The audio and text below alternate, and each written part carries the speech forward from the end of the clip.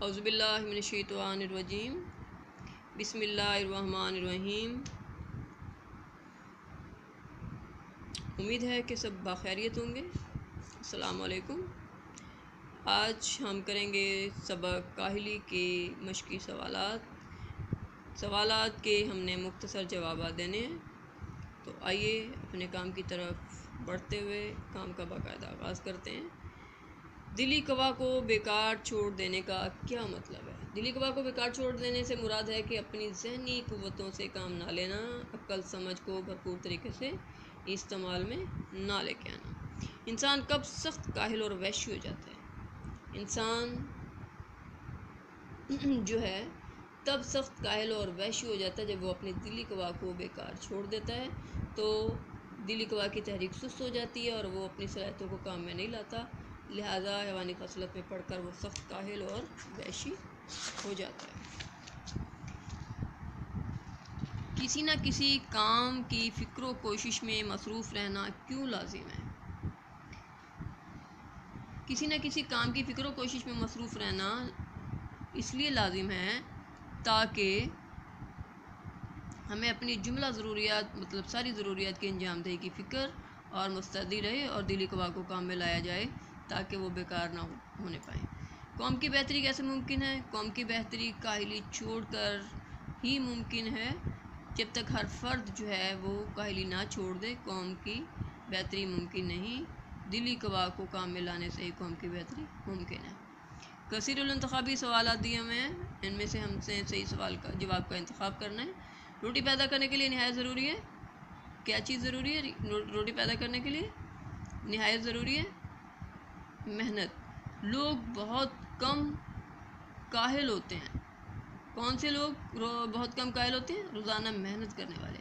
ہر ایک انسان پر لازم ہے کہ وہ کیا کرے؟ اپنے اندرونی قوا کو زندہ رکھے۔ قوم کی بہتری کی توقع کی جا سکتی ہے کاہلی چھوڑ کر۔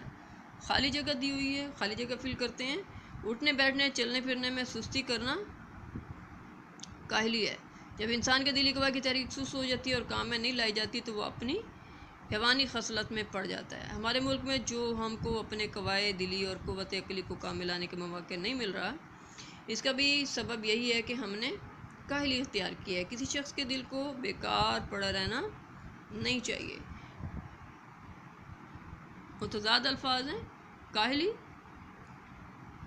چستی، عقل، بے عقل، عارضی، مستقل، وحشی، مہذب، شک، یقین، مصروف، فارغ۔ درست غلط کے بارے میں بتانا۔ دلی قوا کو بیکار چھوڑ دینا سب سے بڑی کاہلی ہے۔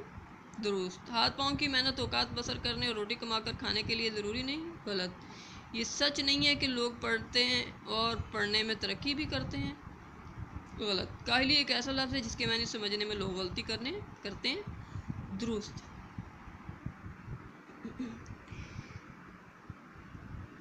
مضمون کیا ہے؟